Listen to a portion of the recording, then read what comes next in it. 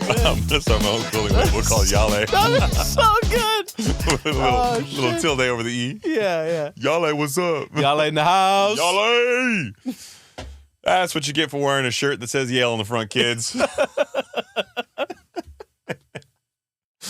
Welcome back to the #1 financial literacy podcast in the world. Sitting next to me, as always, my partner in time, Saied Omar. Sitting next to me always is my partner in crime, Chris Nahibi. Welcome back to the show, everybody. You know I cringe hearing my own last name still?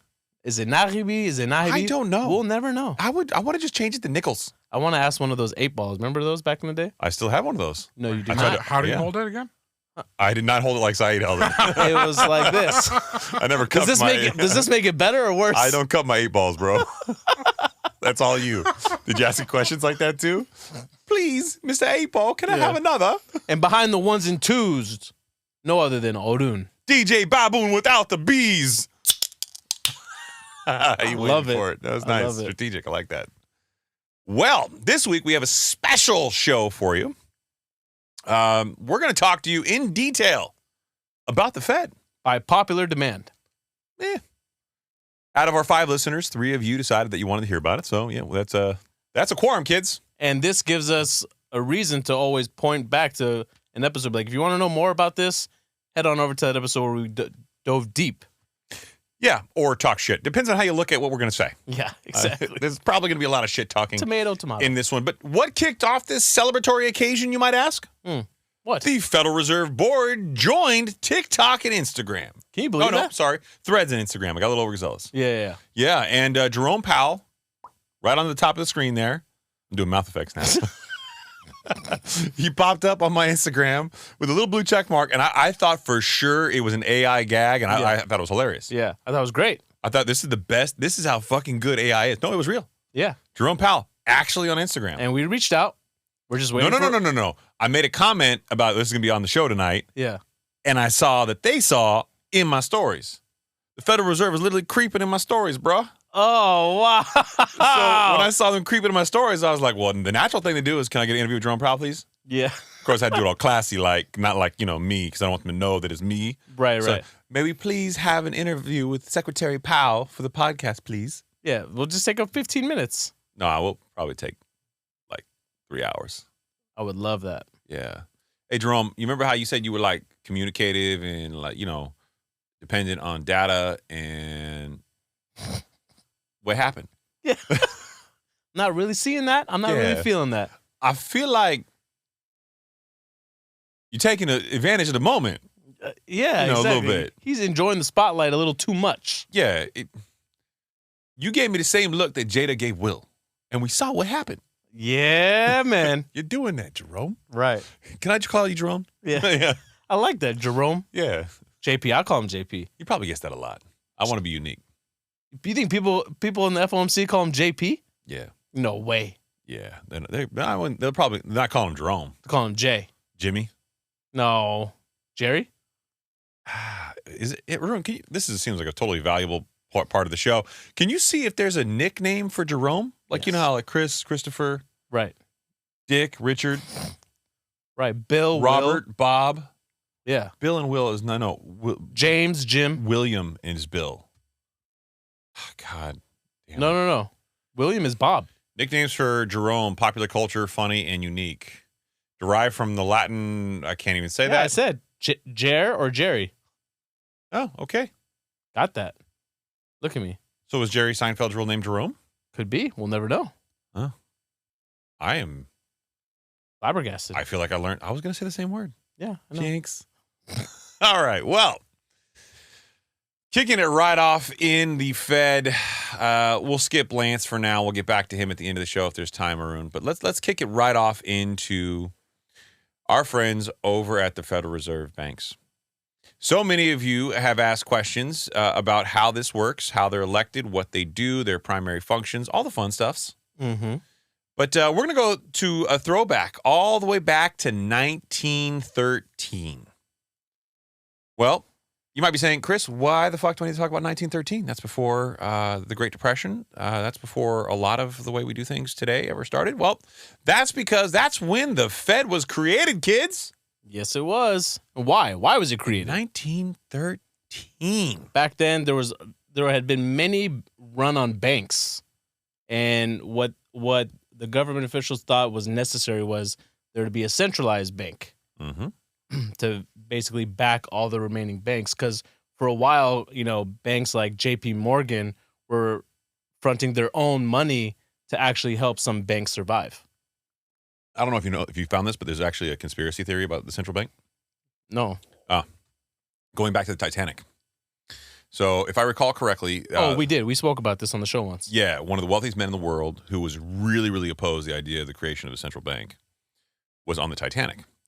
And apparently all the other heads of the banks were also supposed to go. Yet those heads of the banks who did support a central bank, they never made it to the Titanic. This wealthy person, I think, at the time owned 40% of all the outstanding mortgages. Yeah, he was...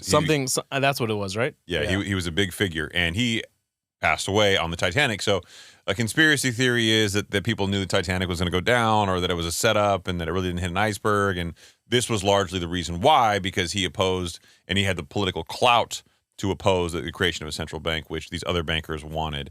And we have a central bank today, so obviously that didn't go well. So right. We'll take off our tinfoil hats now. I like my tinfoil hat. I mean, I could do a whole episode on why aliens rule the world. We should do that one episode. What, the aliens one? No, like a full deep dive on conspiracy theories. Oh, I got a lot. Like our favorite ones. I got a lot. I got a whole lot, bro. We'll open it with flat earthers. Close it with Illuminati. I'm not afraid of that. Easy. Arun, do you have any idea what we're talking about right now? A few. Oh, nice. Okay, there you go. All right. We're not that far left. There you go. All right. So how does the Fed work? The Fed has many, many important jobs. We're going to get into the details, the idiosyncrasies of that, but obviously making money. It prints money, not as in like making money as in earning it, but it prints money and makes sure that there's enough to go around without too much or too little. Hence quantitative tightening and quantitative easing, right? Putting more money into the economy, taking more money out of the economy. But when they say, sorry to cut you off, but when people say that the Fed prints money, they don't actually mean physically print the money. Maybe at one point in time they did, but nowadays, like we've talked about on previous episodes when we talked about the Fed now, it's all done electronically now. Yeah, and it's really the mechanism of buying more or putting more into the market or selling more into the market. It's done through buying and selling of assets on their balance sheet as opposed to them like literally printing. Right. So if the Fed has a balance sheet, which you can actually go online and check at any point in time, see what the balance sheet has on it. From one of their districts, which is from New York, I believe, the New York's Fed actually has their balance sheet on their website. Yeah. And you can see that their quantitative tightening cycle, right, which is what we're currently in right now, right, pulling liquidity out of the markets, pulling money out of the markets, you can see them buying and actually increasing their balance sheet, right? So that is effectively kind of one way that the monetary policy stuff works. They also have responsibilities for watching banks and regulatory oversight. They have responsibility for the Fed funds rate, the Fed target rate, which we've seen a lot about. That's what they talk about with these Fed fund increases. That's exactly the whole point. And we'll get into why that's important and, how it actually plays such a huge role in this entire process. And it is a lot deeper than that, which we will spend some time on. The Fed has leaders, of course. The chairman, as you may know, Secretary Powell, is our man with the plan, who's now on Threads and Instagram. This guy, unbelievable. So he is grasping the spotlight by the 8 balls, and he's just shaking the shit out of it. He thought what he thought, right? He thought, I haven't been communicative enough. Now I got to get on the socials. These kids, they're not seeing me. They're not watching the pressers. Yeah. I got to get to them. The next Fed meeting is going to be live on Insta. Yeah. Oh, God. Streamed? Yeah. I would love that shit. So the comment section was there in real time for everybody? Oh, my God. And then you're just going to have the higher standard over here just trying to join the live constantly. Yeah. Bro, so many people do that when you go live. It's crazy. Yeah. And it's always like, some people I get like because they know you, but some people like randoms, they try to join. Like, I just know those are penises just waiting to be on camera. Yeah, like, what are you hoping to happen? Yeah, I know what you know that I think that you know that I want to see. Right. And I don't want to see it. I've actually never logged online. I know there's a bunch of websites out there that have that, like, roulette of, like, where you go from person to person. Whoa, what kind of websites are you going to? No, you've seen those? They have them all over, like, on YouTube Shorts. They're on there all the time where people are... I have no idea what you're talking about. Arun, do you have any idea what you're talking about? You've never seen this before? You've never heard of this? Nope. Oh, wow. Okay, well... Maybe we'll save it for another episode. So what's I'm saying I've never done it. So what people do is there's like these chat roulettes where you jump on like a FaceTime and then it takes you in and out of a chat room with somebody else And it's almost like speed dating, but it's like online. Why would I want to do that? But kids nowadays are all into that. Wow, you're such an elitist. These kids nowadays are all Wow, into it? dude, are you? What's your angle? I'm sure What's your agenda right here? It's not just kids. Don't classify an entire segment of the population as all these silly kids. Oh man, fuck them kids. Wait, you really don't know about it, Chris? Whoa! Wait, no, I did not yes, know he about that. did, No, bro. I did not. Is this like an app or what is this? This is actually. Oh no, this I is. think it's a website, honestly. It's literally just like a website you go to and you just hop on. It's literally like another FaceTime. So you did know about it? Yeah, he I, was. I thought you were fucking with him. he was trying No, to. I had no idea. He was trying to tag team against me. That's what he was doing. He did that intentionally, didn't he? Yeah. That was kind of malicious. I'm so proud of him right now. Yeah. Good job, buddy. Thank you. Good job. Mm-hmm. I should point out you look very skinny today. He's on Ozempic. Are you getting it from Transcend? Yeah. That's all I care about. Not Right. yet. Yeah. All right. So let's get into the details. We're moving back to the top. We have our list of notes that we're going to read to you a little bit from because I think it's important. Sai, you want to kick us off? What are the Fed's jobs in detail? They've got several main ones. They do have several main ones, and the two that they always talk about, their dual mandate, if you will, even though there's more really at play here. Number one is to stabilize the prices of things in the economy, like making sure that inflation doesn't get out of hand. And the other is to provide maximum employment for everybody out there in the labor force. Wow, I just totally ignored the list we put together. That's fine. Well, I'm just saying those are the two main ones that I believe, I can't recall, it was in what year was it? It was early on that it was after the 70s actually. After Volcker, right? The Volcker era, my favorite era. Right. It was after that era that they realized that they need to make sure that, providing maximum employment was something that they really needed to hone in on, because when they do try to control stabilizing prices, and their number one tool that they use in order to accomplish this is increasing the Fed funds rate, right? Which ultimately is, you got to remember that the Federal Reserve is a bank. It's a centralized bank. It's a bank for all the other banks out there to utilize, right? And this Fed funds rate that we constantly refer to is basically an interest rate that they can charge banks to borrow from one another or from them directly, right? Yes. Yeah. And when this interest rate that they use, because when inflation gets out of control, they can affect the inventory, the supply aspect of supply and demand, right? For instance, if inflation on houses go up, they don't have the access to put more units online. But what they can do is try to control demand. And what they do is by increasing their Fed funds rate, it ultimately affects other things, which should theoretically lower demand. So many of you might be saying, okay, well, why would anybody in their right mind be opposed to the idea of a centralized bank? Well, I can tell you that there are a number of economists that have believed that the best way for the stability of the economy over time is to allow the economy with as little government intervention as possible to run itself, which means you will have good times and bad times, a little more volatility. But they believe that having the volatility over time helps correct the markets, as opposed to the government intervention that we're seeing vis-a-vis these centralized banks. And I don't say government from a political standpoint. I mean, as in sponsored by the United States government, which is really where the creation of these occurred. And as much as people think there's a political tie to the system, there isn't.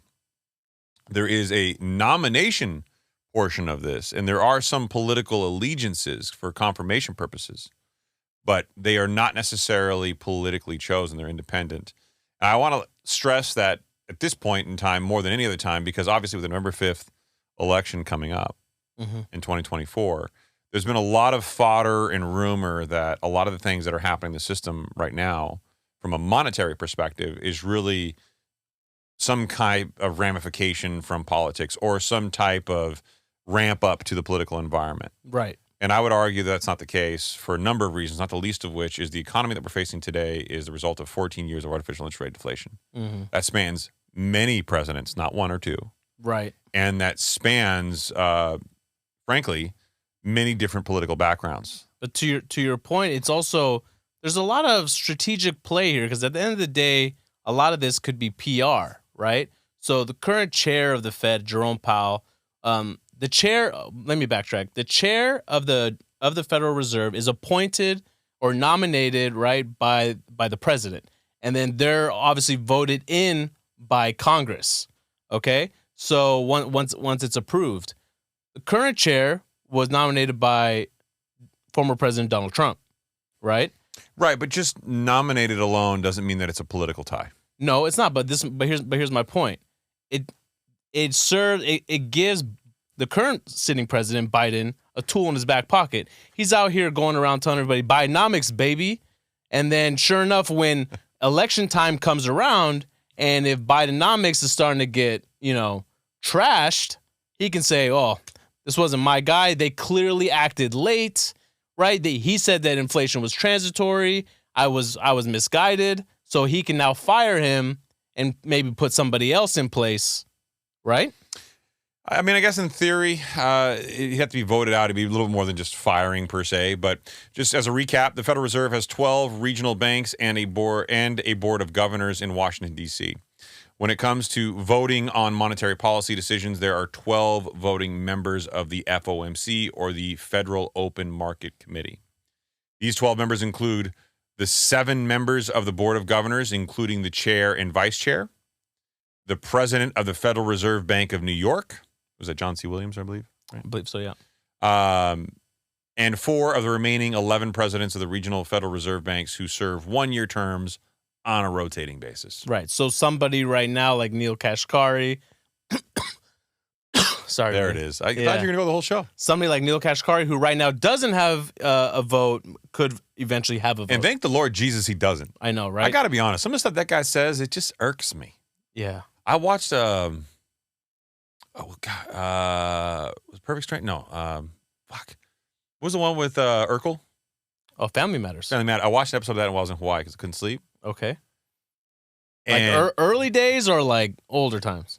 After he got over Laura and was dating the new girl. Oh, so Stefan was was already in play. No, it was pre-Stefan episode. It was one where he first gave her his pin to commit. Oh, okay. But before Stefan came around and then won Laura back. Stefan, what a G. What a G. Which is really just Jaleel White being himself. Yeah. But you know how the character was designed to annoy you?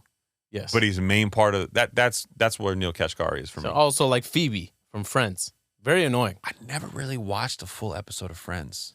I mean, clearly you messed up there. I probably did. Yeah. Yeah. I will say I got into it as an adult with my wife. Yeah, she introduced me to it. So just to recap, she introduced you to what other series?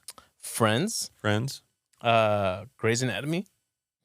Was that a joke or was that no? It's just right now. Right now, we're going through a tough time. Yeah, and she got me to agree to watch Game of Thrones. So effectively, you've watched rom-coms, nighttime soap operas, and questionably softcore porn. If it wasn't okay, and Orun's the one that got me into Marvel.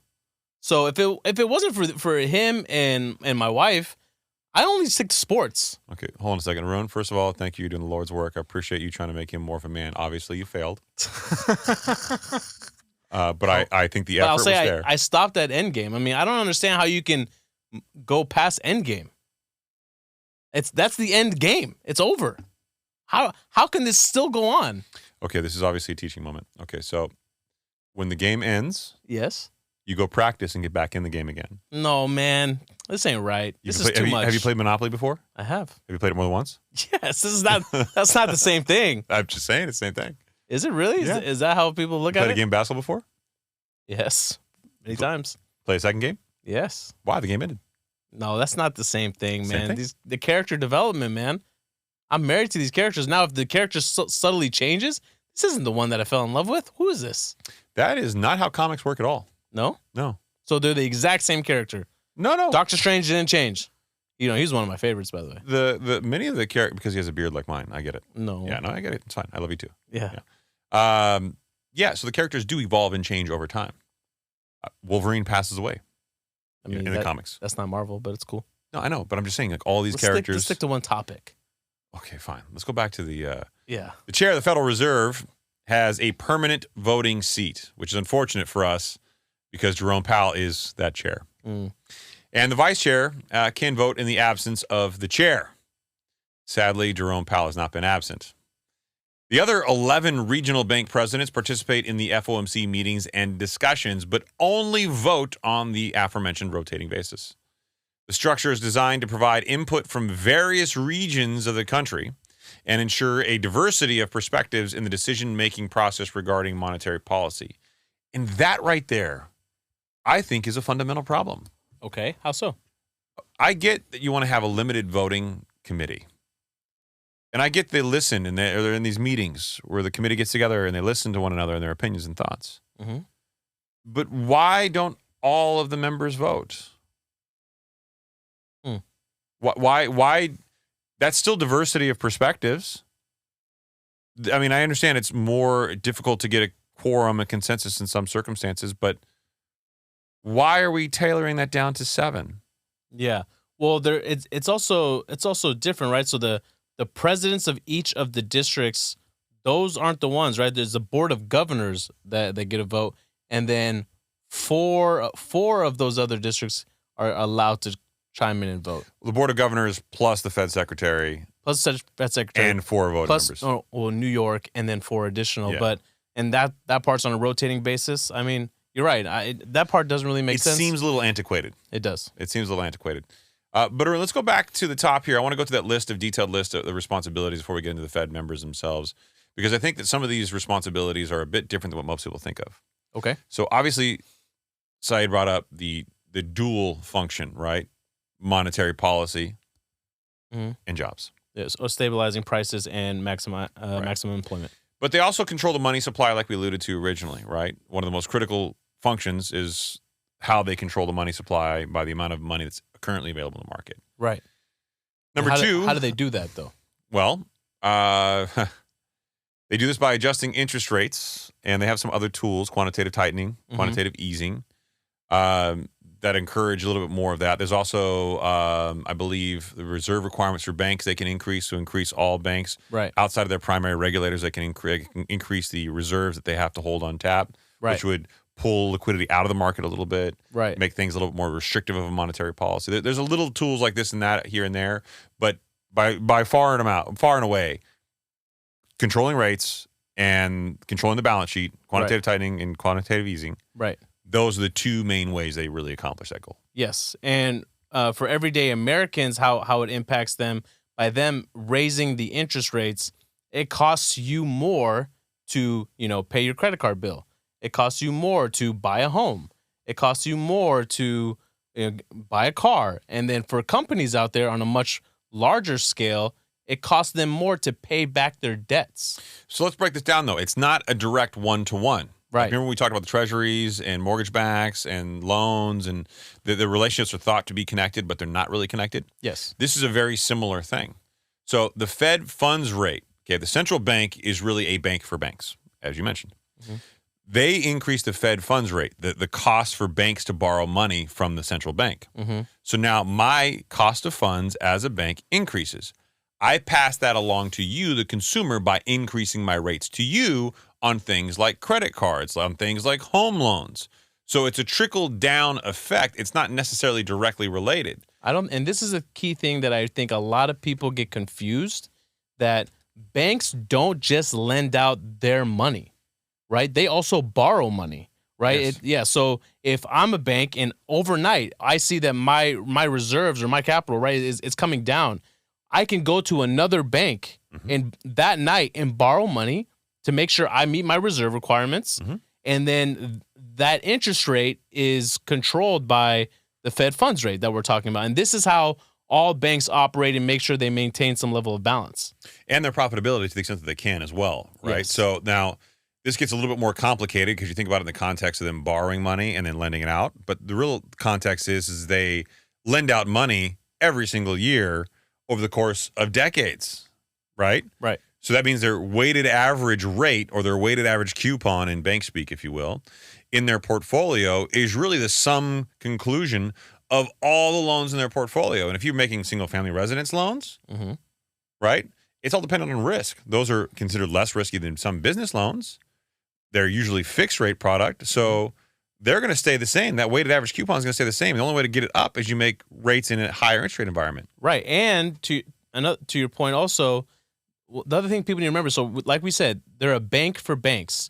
So their Fed funds rate, when that goes up, that's not only the rate that it costs for them, for a bank to go borrow money from them, but also what it is banks can park their money at this bank and earn an interest. Okay? And because they're getting more of a yield on that savings, excuse me, they could ultimately, so that's why they have to charge more for their loans. It really comes down to one simple concept that I think is overutilized in social media and the internet, and I hate to say it because people will generalize and bastardize it. Arbitrage. Banks really operate on a complex system of arbitrage. The only exception are investment banks, where they typically invest their money into a structure hoping for massive upside potential, right? M&A activity, stuff like that. They get fees, they get all sorts of other things. But that is not what we're talking about. Banking in general, this type of banking, right? Just your normal community bank, your regional bank, your deposits, your loans, your simple banking. It's all a concept of arbitrage, but the arbitrage gets way more complicated as you add in extra variables. I can go borrow money from the central bank. Let's say it's at 5.6%, right? That's expensive. What if I can go borrow money by pledging my loans that have good interest rates to the Federal Reserve Bank of Texas or San Francisco? And let's say I can borrow at 4.5%. Now I'm going to choose the 4.5% because it's a better arbitrage. That gives me more profit than the 5.6%. 1.1%. You're saying, well, Chris, that's not a lot. But on millions, tens of millions, hundreds of millions of dollars, and even a small community regional bank can move $100 million in leverage pretty quickly. Right. And when you're talking about that much money, and this is the part that I think gets lost on people that really aren't in this sector or maybe don't understand, finance as well. When we're talking about basis points, right? It sounds so incremental. It sounds like it doesn't sway a lot. But when you increase something as big as like 75 basis points, which is really just 0.75%, okay, doesn't sound like a whole lot. We're talking about hundreds of millions of dollars, billions of dollars, trillions of dollars. This is a huge impact. So where this becomes really, really prominent is, I would say most community banks, regional banks, and even some super regional banks operate on a profit margin of around 2%. Yes. Plus or minus, but generally 2%-ish, right? Maybe a little over 2%. That means their costs, right? And their profit, their profit, their earnings, the net difference is about 2%. So when you raise interest rates at the cadence that we've seen, over 5%, you've wiped out their profitability for the most part. Right. Now, the other problem is that it takes time for them to catch up. But this system gets really, really complex. And here's an interesting thought. Let's say your treasuries are paying 5% today. Okay, and just a refresher, the treasuries are what? Well, the government treasuries, the government bonds. Yes. Government debt. So let's say you can go borrow. Let's just use a good example. Let's say the 10 years at 5%. Okay. Right? And let's say I can borrow from the Federal Home Loan Bank of San Francisco for 3%. If I borrow $200 million at 3%, and then I go buy treasuries at 5%, I'm now making 2% on hundreds of millions of dollars. Great. Sounds like a great deal. That's extra income. Yep. It's a great deal right until the cost of funds goes up and the treasuries go down. Now, those things that I bought as assets to make my balance sheet stronger and safer are now an unrealized loss. Right. You have an amazing way of grasping things, Saied. Do I? I'm doing this. He's referencing the fact that it looks like you've got 2 8-balls in your hands right now. So we're on the drive over here tonight, and I say, "Hey, Arun, I need you to chime in more." Okay. I go, He's doing it. I mean, Arun. And I say, kudos to you. Good job. Like you could like prep and read the articles, and so you can figure out a way to wow, chime that's in a more. backhanded insult. Right? I'm just find a way to, and this is how he decides to chime in. I mean, he's doing exactly what you asked. By grasping. You are making a lot of Hold on. I know handsy. No, I speak with my hands. I do. I'm very hand communicative. But I don't look like I'm grabbing testicles when I do it. Yeah, you just look like you're slapping them away. That's an immature reference. Is it? Oh, that's immature? That's immature. Got it. Completely off track now. I'm not. I'm very happy to continue. Continue, please. Well, before we got pulled off track, we were talking about controlling the money supply. The second thing, obviously, the Fed is responsible for is managing inflation, which has brought us to where we are today. I don't need to go into details. I think most people get that at this point in time. The third thing, though, promoting full employment is part of their dual mandate. And this is where things get a little interesting. Number 4 is supervising banks. Okay? The Fed oversees and regulates banks and financial institutions to ensure they operate safely and soundly. They also protect consumers by enforcing laws related to banking and financial practices. Right. So, okay, Chris, why is this a big deal? Well, because here's the problem. There are several things that the bank supervisory arm of the Fed and the controlling money supply, worrying about inflation and jobs portion of the Fed, which are distinctly different divisions, aren't aligned on. And part of those have caused some of the problems that we've experienced. So, for example, the supervising banks has typically required historically banks to stress test their portfolio by 4%. Yet we've raised rates over 5.25%. Right. So it's certainly a disconnect in what we were doing to regulate banks versus how we actually implemented monetary policy. And I hope someday the Fed comes back and explains a little bit of the logic and why they felt some of the steps they've taken, at least that seem to be very unique and different than they've ever done before, why they were necessary. But it remains to be seen why there's a disconnect. But also seems to be a little bit of disconnect between this function of supervising banks and that of the FDIC. Well, so there are several different regulators, and depending on the size and scale of your institution, you may have one or a combination of the regulators. So in California, for example, there's a California state regulator, the DFPI, which is under a lot of scrutiny as of right now because they're apparently being constitutionally challenged for their funding. So they may have some serious headwinds. But outside of them, the Federal Deposit Insurance Corporation, the FDIC, which insures deposits, as you know, and obviously the Fed, different regulators, different scale and scope, but sometimes work collaboratively together on a lot of things. But let's move on because I think there's some more important stuff here. Stabilizing the financial system. The Fed plays a crucial role in stabilizing the financial system. They step in during financial crises to prevent widespread economic collapse as they did during the 2008 financial crisis. So interesting to note that's a bit of a different standard than what we've talked about before. Obviously, supervising banks and managing inflation, all these things, it's not quite the same as the responsibility to step in if things go really bad. Some proponents of a free market, the Milton Friedman, for example, would say that them stepping in does us more harm, and they might actually be the catalyst for their own need to step in. So it's a bit of a conflict of interest depending on how you look at the restrictions and the rules. But that's the way the system is structured. So right. don't it's a really look. We poke fun at it a lot, but it's a difficult game for them to try to balance it, especially given the fact that they're very much aware that there are all these lag effects, and it takes time for these things to work its way through the system. And sometimes after 14 years, you don't really understand how much that elasticity has gone away. So let me ask you a broader question then. Let's just have a little hypothetical conversation between friends. Arun, I would like your opinion on this as well. If all of these what? Why?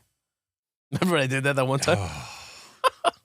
This guy. I was having flashbacks when you did it. I was like, that. You did it so fucked up and didn't even know it. I didn't even know. So wait, what? Why? What's going on? Like, why do you want to talk to him? Okay, go ahead. Sorry. All right. They're controlling the monetary supply, managing inflation, promoting full employment, supervising banks, stabilizing the financial system. There's a couple more here we're going to read in a little bit. But let's just say you heard that alone. Could it not be an argument that their powers are too overbroad and they should be split up into a monetary policy arm and a supervisory banking arm? Right? The next function that they do, they clear payments. The Fed helps process electronic payments between banks, making sure that money moves smoothly through the financial We system. talked about this. Right. Over $1 quadrillion last year. Yes, we did. Right? They also advise the government. Fed provides economic advice to the government and Congress. You've seen Secretary Powell in front of Congress. Mm-hmm. And they I actually have a question about that. Here you go, Saied. There you go, my guy. Is the Fed responsible for managing the U.S. government's borrowing activities internationally or no? Good question. Yes, you. Yeah, no, I think he asked you. No, they're not. So who is? The Treasury. The Treasury is, yeah. Jan- Do they your- work hand in hand with them? Your girl, Janet Yellen. Janet Yellen. Janet be yelling. I had a rap song in my head. Oh, really? I was singing Jerry Hella. Oh, Yeah, Got you No can't- Vaseline. Yeah, you can't say that Yeah, one. I can't say that lyric, but I can think it. Yeah, And I thought it, but I said Janet Yellen. got it. Yeah. All right. So do they work hand in hand with them in the decision making? Kind of like what you just said, advising the government? Actually, it's really sad to say the government's been working completely against the Fed up until now, especially when you think back to the Inflation Reduction Act and the infrastructure bills that get passed.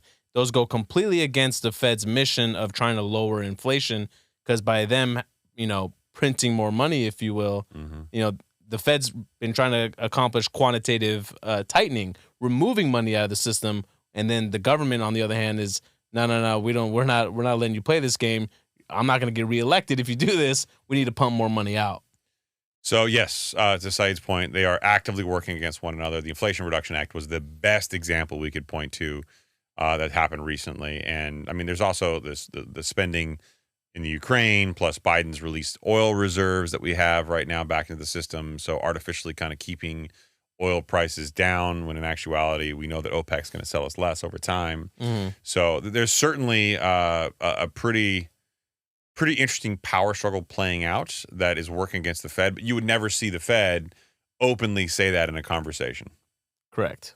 Right. So it's just kind of a known challenge. A great example of that is a lot of the jobs reports that we've been reading. We've always looked at them and it's like, what the fuck is construction so high? Mm-hmm. Well, it turns out a lot of that is government contractors and working on government projects. Right. So just think of it as like the Fed, I guess, their sole function here really is to keep the economy going and growing, right?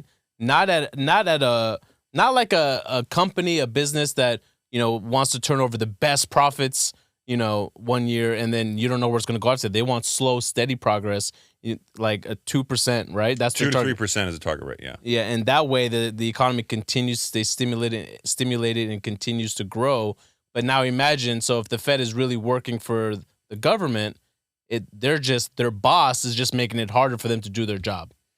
100% accurate. And I'll say that there are a lot of things that we think are really healthy for us that monetary policy in time and recessionary economies have proven to not be the case. Mm-hmm. A healthy transitionary kind of period between jobs is really important. Mm-hmm. So having unemployment around 5% higher than what it is currently is actually considered healthy. Yeah. So if you don't have certain transitory migration between people going from one job to another job and people get too stagnant, you actually wind up in a situation where wages come down and it hurts the worker. Yeah. Right? Right. There's not a lot of competition in the space. Whereas you have a lot of transitory migration, people moving constantly because there's jobs that are out there, you got other challenges. So Right. it's a really hard game for them to play, because you can imagine when inflation gets too high, okay, during an economy like what we've recently been experiencing, where employment is also at an all-time high, higher prices make people want to go out and find higher paying jobs. Higher paying jobs requires businesses to end up charging more for their products and services, ultimately making this cycle go in an upward spiral, making it worse and worse and worse, ultimately to a point where eventually something's going to have to crack. Yeah, and I got to tell you, if I were to bet right now, I would say banking is probably on the forefront of something that's going to crack. Mm-hmm.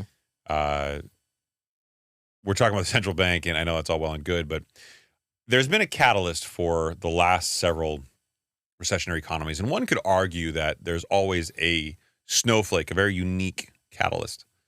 And I've been worried about what the catalyst was for this recessionary economy for some time. I thought originally PPP and stimulus, but it's been a long time since that happened. I thought okay, well, January 1 of 2022, when the recession should have started because of 2 successive quarters of negative GDP growth, that was what it was. We've seen this banking contagion period that was in March 10th. We've seen all these things happen. And now I'm sitting here thinking, okay, well, you got the treasuries, the 10-year treasury rising up. You got Fed funds being raised to this level. And even if they don't raise any more, they're going to hold higher for longer, their words.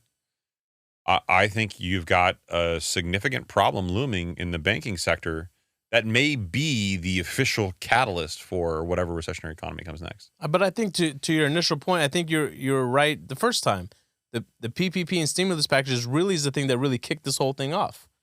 Right, You can't just expect to print $2 trillion and people just go out there and continue to spend and really causes inflation to spiral out of control. I feel like the politicians thought World War Z was breaking out. They expected Brad Pitt to roll down here and kill the zombies. I mean, I'm not going to act like I knew how it was going to play out. I, too, was worried. But the amount of money that was just floating around. I knew you were a toilet paper hoarder. I knew it. No, I wasn't. You were a toilet paper hoarder. I wasn't. Oh, that's right, because you got a bidet in your palazzo. Yeah. Yeah. Arun, were you a hoarder? No. No. Well, I just roll over to their house. Yeah, he did. During that time, he was basically living with us. really? Use a bidet? Yeah. Does the hair get in the way?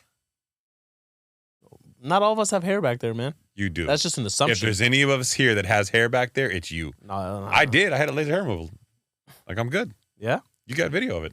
No, I don't. You FaceTimed me. I mean, I don't know. I don't know. Sessions up? What? You could Are have your been. sessions up?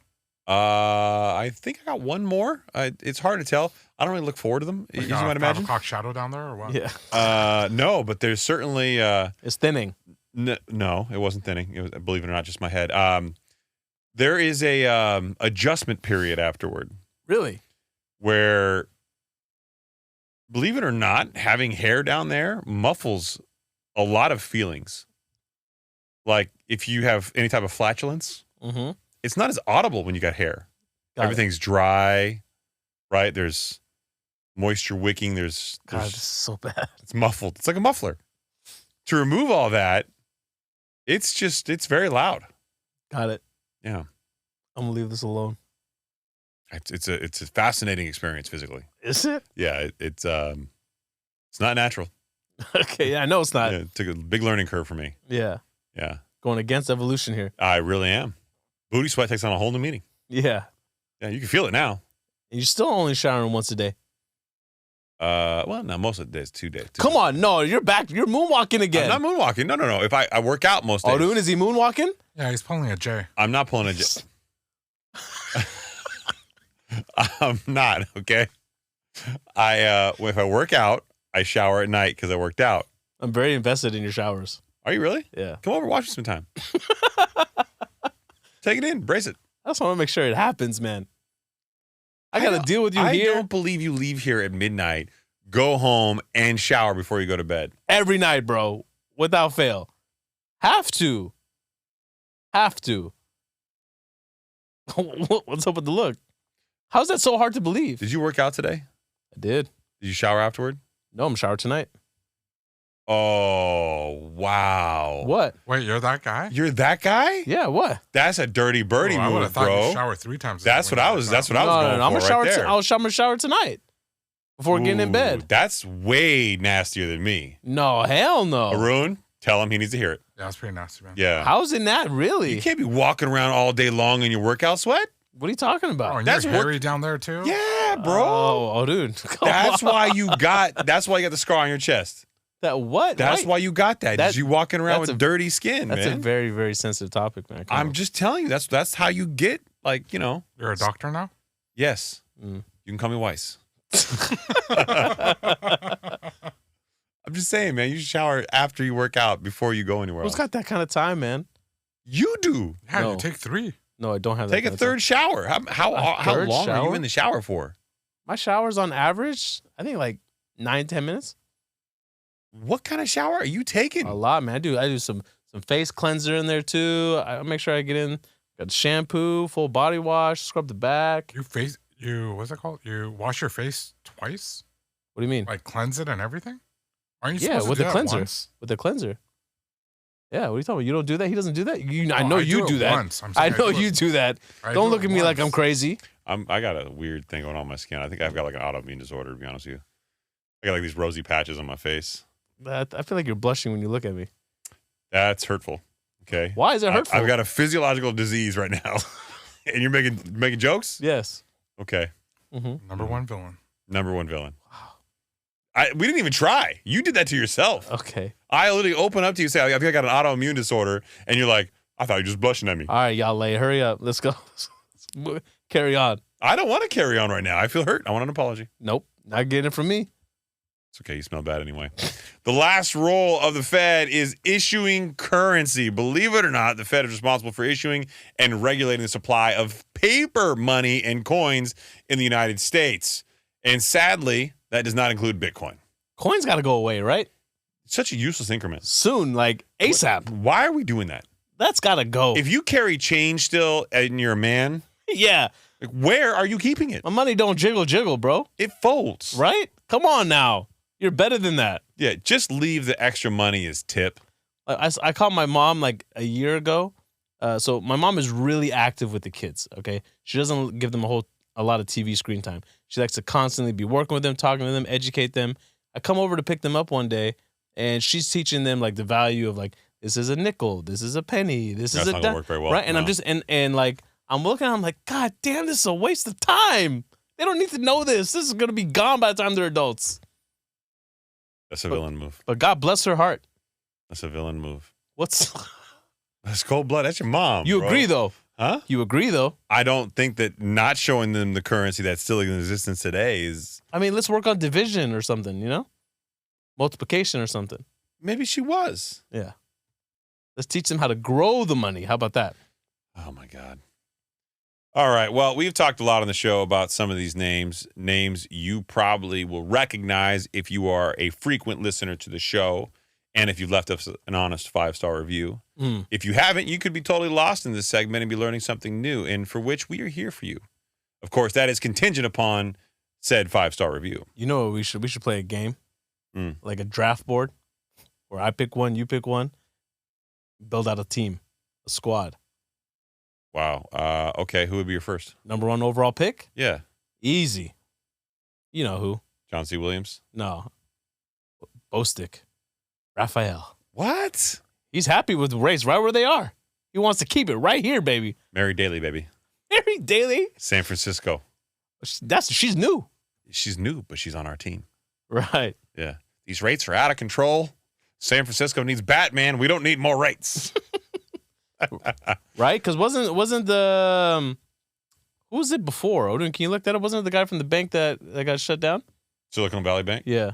I don't think he was just on the board. I don't think He was just on the board? Yeah, he was on the board, okay. All right, so Boston is Eric Rosengren. I've never heard of him at all, frankly. I haven't heard of any. Pretty silent. See, this is and that should be the case for all of them.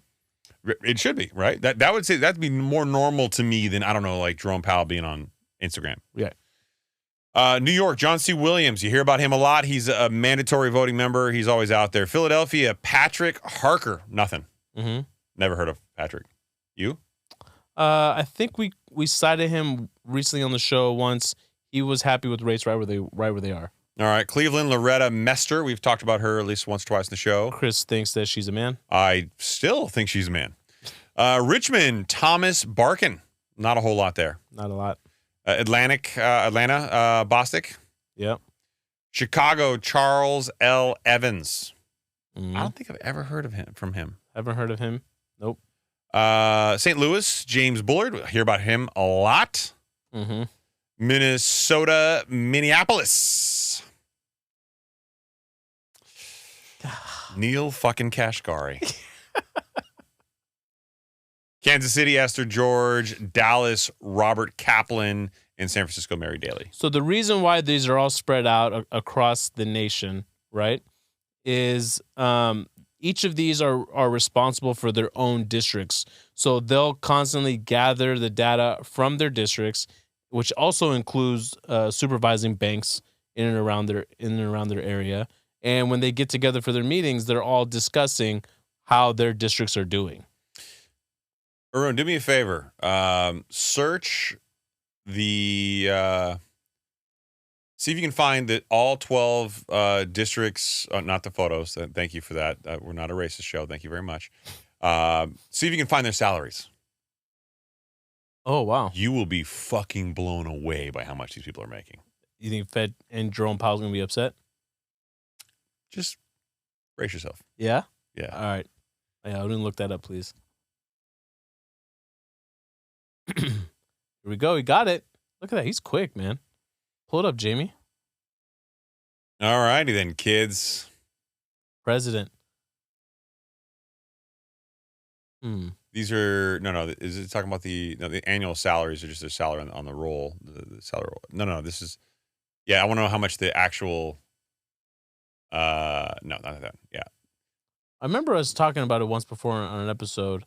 we talked about the FHLB salaries; those are much higher. Oh, that's what we talked Yeah, about. yeah. Yeah, you're right. You're right. Are you still looking, or what are you doing over there? Yeah, I'm still looking. Okay, just pick a name. Just take John C. Williams' annual salary. New York Fed. New York Fed President John C. Williams. Yeah, he better be getting paid because he's also a voting member. yeah. Now, let me ask you this: Federal Home Loan Bank president. You know who that is? No idea. No idea. Nothing. Nothing. Okay. Making millions, by the way. Yeah. Oh, yeah. Oh, yeah. Seven-figure gig. Oh, yeah. For sure. All right. Arun, I'm Still nothing. significantly discouraged by your lack of progress here. What are you doing back Yeah, over I'm there? like struggling on this Are one. you really? All right. Well, I'll hook you up. Because I, my friend, I know where to go. All right. Let's see here. Ooh, private browsing. What was I doing earlier? You know what I mean? Oh, wow. There you go. John Carroll Williams, Federal Reserve Bank of New York, United States, earns a salary of $183,100 per year. That's not enough, bro. Too much pressure on this guy. Jerome Powell salary. So how much more do you make than this guy? I make a lot more than this guy. The most influential figure in America's economy earns just $190,000 a year, and he says that's fair. Wait, hold on. I'm the chair, and I'm only getting paid $7,000 more than Fed President John C. Williams? Yeah. What the hell, man? Yeah, man. Arun's like deep into this now. Now he's like, oh, Now he's like, fuck, really? rapid fire. University President Patrick Harker earns, whoa. Wait, hold on. Yeah, here. that's not the same guy. That's not, yeah. yeah. That's university president. Yeah, and he makes almost $1 million a year, and so we know it's not the right guy. Right. Yeah. That's not the same guy. That's not the same guy. Anyways. But effectively, yeah, they're all, I think, less than $200,000. Mm-hmm. So they are not highly paid positions. Mm-hmm. So you really got to love what you're doing. So I asked the question. Now, here, while he's doing that, Arun, I'm assuming you're still looking up stuff. What I will give you is FHLB president of San Francisco salary. This is going to blow you away.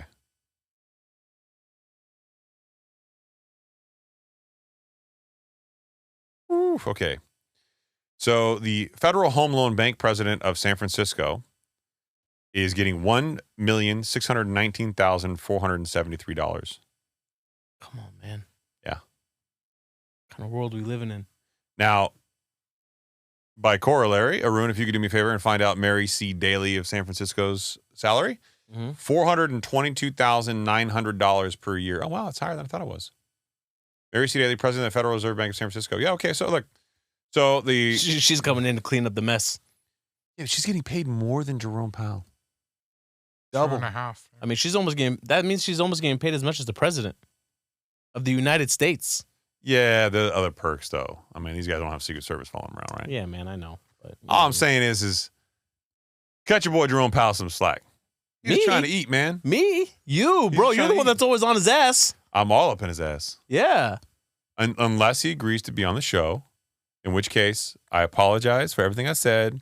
I recant, Mm-hmm. and I would love to speak to him as one professional who hates another professional to his face. All right. So, is there anything else that we left out as far as what we want to get into with regard to the FOMC or the Fed funds rate? I think that's about it. I mean, we have the meeting schedule we've talked about before on prior shows and when they meet. They get together roughly every 6 weeks, so that's about 8 times a year. Yeah. Yeah. And they also provide, like we talked about before, every 3 months, a summary of economic projections, which is basically their forward-looking guidance on where they see things playing out over the course of the next year and the following year, and ultimately where this thing goes, not just during hard times like this, or uncertain times, I should say, but this is just something that they constantly do. Right now, it's in the limelight. So I do have a great end that is not Federal Reserve based to really play off of one of Saeed's fantasies. So stay tuned to the very end. But I will point out one key thing is missing that a lot of people think about and they get wrong. The National Bureau of Economic Research, or NBER, is responsible for actually the declaration of recessionary economies. You'll notice that none of the jobs that we talked about from the Fed are actually to declare a recession. And you would think that they should be. You would think that they should be. They step in during times of economic stress, which is not recessions. And the last time of economic stress they stepped in significantly was the Great Recession in 07-08. That was the example. But it is not their job to know when we are in recession. It's their job to know when we are in tough economic times. Yes. So a big disconnect there on this whole, I think we can provide a soft landing. I think this, I think that. It's not their job. Who cares what they think? Yeah, and they have to also be very, very careful. So right now, there's a lot with where the Fed funds rate is at 5.5%, right? There's a lot of stress on the system. Too much would cause something to ultimately break. It has been widely accepted, and even Bernanke, I don't even know how to pronounce it. Bernanke, but shame on you. No, it's Bernanke. It's Bernanke. Bernanke. Yeah. He's come out and even agreed that it was the Fed's doing that caused the Great Depression, right? That they made it worse because their quantitative tightening, and them not letting loose sooner ultimately caused that situation to get worse. I'm a big Bernanke fan, man. I gotta be honest. Always been a fan. Nobel laureate. Yeah. Yeah. I'm one of your boys. Mm-hmm. You still in the running for that, or not yet, man? I'm just waiting. Maybe we're dragging you down a little bit. You guys are holding me back. If Arun could search faster, I think we could probably get it. That's why. One time, drop the ball. Ooh, one time, drop the ball. I think on the last episode, you didn't even bring up the thing that we asked you to search. Yeah, he was like, nah, they won't notice. Yeah, exactly. I was over here on my phone searching. We love you, bro. Yeah.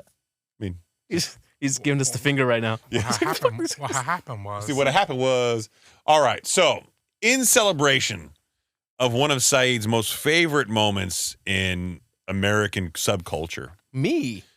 In what is going to prove to be a pivotal moment of your life, the trial of Sam Bankman-Fried starts tomorrow.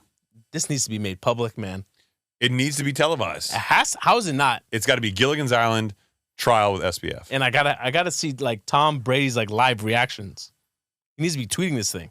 Well, I'm glad you brought up Mr. Brady. There are some interesting things. This from an article from Market Watch. The 5 weirdest Sam Bankman-Fried stories Michael Lewis told to 60 Minutes. So among the revelations, SBF apparently wanted to pay Trump not to run for president. What? That's number 5. We'll get there. But first, SBF played a video game during his first interview. Lewis said that Sam Bankman-Fried's very first TV appearance when FTX was gaining notoriety, he was playing a video game through it all.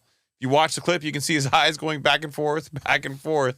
It's because he was trying to win the video game at the same time he was on the air. That's how little he cared, dude. This guy. Oh, it gets better. The fashion icon versus the schlub. Apparently, he was so wealthy and giving money away so goddamn much that Anna Wintour, do you know who that is? No idea. Stop it. Sorry. I'm not sorry. She is probably the most important person in fashion. Come on, man. Yay. No. Anna Wintour and Ye have a very interesting... Do you know Devil Wears Prada? That was about Anna Wintour. I mean... Good job, Arun. Great pull. There you go, British editor. You might know... Well, she runs Vogue, right? There you go. Hey. Oh, I got that. Yeah, and I knew the face. Yeah, okay. Well, Anna Wintour is arguably the most important person in fashion. She is iconic.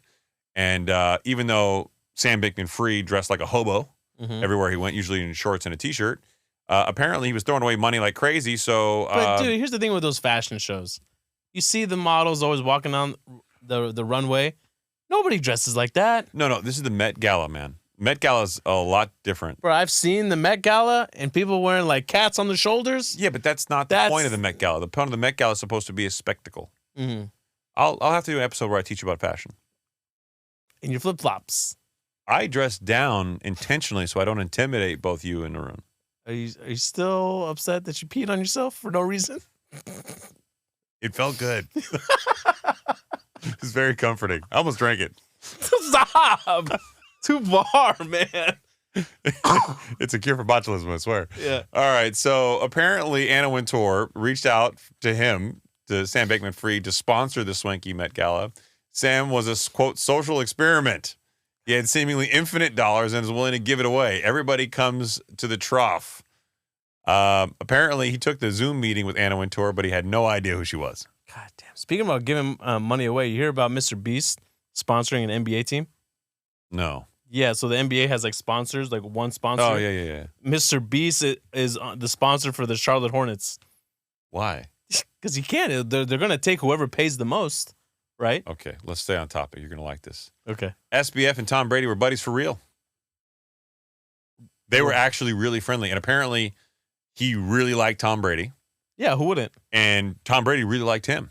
Because he was going to make Tom Brady a lot of money. Oh, but did you hear about Tom Brady's contract? No. Including $55 million to now former NFL quarterback Tom Brady for 20 hours a year for 3 years. What? That was the deal, kids. Tom Brady had to work with him for 20 hours a year, each year for 3 years, and he got $55 million. I'm pausing for emphasis. Take your time. This is just another level, man. Let that matriculate. Yeah. Or if you could scroll to the bottom a little bit of the same article before the top of the next one here. Up, there you go. Back up. There we go. Perfect. FTX's collapse and the subsequent fraud charges apparently changed Brady's mind. Brady was, I think, crushed, Lewis said. And I think as time has gone by and he ceased to get a really good explanation about what happened, I think he's just like, he tricked me. I'm angry. I don't want to have anything to do with it anymore. I wonder if that's why he came back to the NFL. I'm pretty sure. No, yeah, man. Yeah, I wonder, these guys, these athletes or these celebrities that get presented these deals, I mean, how much are they really vetting out? Oh, yeah. So, number 4, SBF actually did want to pay Trump not to run. He thought he was a threat to democracy. How much do you think they were throwing around the figure? What dollar amount do you think it was they were tossing around for Trump? His team, somebody in his team came back with a number. What do you think his number was not to run? I mean, it had to have been hundreds of millions of dollars. $5 billion. And apparently your boy SBF was considering paying it. Considering paying it? Yeah. Apparently the talks didn't go anywhere. They weren't sure what was going on, but yeah. That's he weighed the financial let that sink. Value of paying Donald Trump $5 billion not to run. Let that sink in for everybody out there that there has clearly been a time where somebody has wanted to run and there was a dollar amount for them to back out. Yeah. I will not run for $100 million. I'm a way better deal. Way better deal. Way better deal. I will stop doing this show right now for $1 million. Somebody pay me. Would you really? No, man. Come on. Because I got to tell you, the day that Arun and I got rich, yeah, we'd be knocking on your door. Hey, man, remember that one day you left? Hey, man. How those taxes treating you, bro? Yeah, exactly. It's called passive income, bitch. Invest it on Dogecoin. And last but not least, apparently SBF's biggest concern about going to jail for his more than 100 potential years in prison if convicted is not the conjugal visits from other males. It's not the inability to see his family. It's the no access to the internet. Oh my God. I mean, that just shows you where it's not just him, but even like this generation, that's where their minds are at. I mean, I hear even Sal on Mind Pump talk about it all the time. All the studies, they say kids are less driven to go out and meet people and develop relationships with people because of video games and the internet. Bro, you got to stop gaslighting the young generation, okay? You can't make them feel bad for being gifted the technology they grew up with. Come on, man. This is the second time in this episode alone where I'll tell you right now, my you generation, tried to big league. My generation, the third time you big league. My generation. You can't say that, bro. You're lucky. You barely snuck into my generation. Okay, you're lucky. You're I'm a allowed. boomer. Come on, boomer. Okay, first of all, you're gonna get yourself canceled. Come okay? on, boomer. And Arun, do you want any affiliation with this shit? Not right now, no. The way he's waving his finger around. You are doing a lot of finger waving tonight, man. Don't do that. Don't do that. Mutombo could do that because he had weird ass fingers. You're doing that just looks demeaning. No, because he was an amazing defensive player. Okay. And kudos to you for remembering Mutombo. It's the only player I knew from my generation. No, wow. What team did you play for? Quick.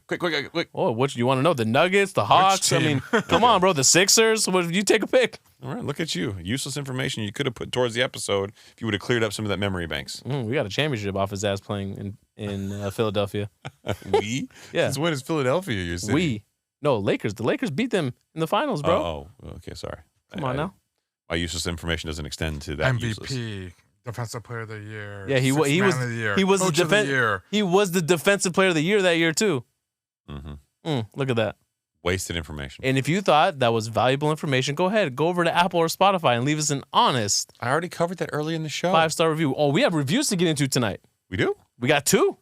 Oh, that's right. Yeah, I'll read one and Chris gonna read one. Mm-hmm. Let's go. Let's get right into it so we can wrap this baby up. I got the first one. No, I got the first one. First one from No. Dizbala. What's up, Diz? What's up, Diz? How you doing, brother? Great banter. It's cut off. The title's cut off. It says great banter and even better in ... 5 stars. I can listen to Saied and Chris speak for hours. Hours. Oh, you got one right now. So I mean, listen to all the episodes first on Apple, then on Spotify, and then head over to YouTube to check all the finger waving and pointing. Yeah, seems appropriate. Yeah. Love their chemistry and advice on finances and wealth management. It is physical chemistry. That is what we do. It's a thing. Mm-hmm. Lots of lust. If you want something that will keep you entertained while you're gaining knowledge, you need to listen to this podcast. You know, I feel like this was, he said, hey, ChatGPT, write me a review. Or your wife wrote it. No, she didn't write this one. Go ahead. You want review number 2? I don't. My phone battery died. I got it right here. Fun and informative from Sarah Eunice 42. These guys are really entertaining and provide excellent information. We do. That was very kind of her to say. Very kind. I've learned a lot through their podcasts. I always look forward to the next episode. This is where we drop the Dr. Dre Snoop Dogg next episode. Do you think she really listens to every episode? I think since she heard about the podcast, yeah. Really? Mm-hmm. You think so? I think so. Yeah.